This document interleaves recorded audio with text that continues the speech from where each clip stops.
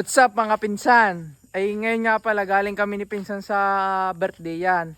Ay si pinsan pala kasali sa tupad. Ay ari, tuunahan na daw ni pinsan ng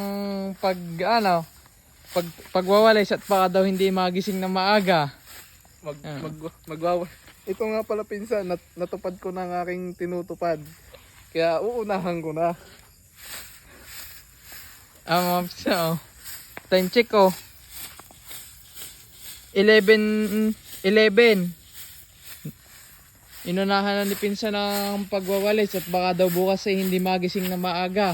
Ay maaga daw ang tupad. Kaya inunahan na ni pinsan ngayon. Kaya sa leader ko ng tupad, nauna na ako sa inyo.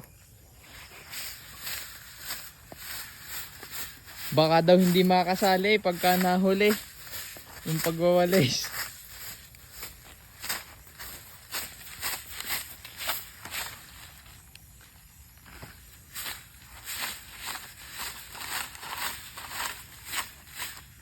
Maganda pala to, naka-complete uniform pa.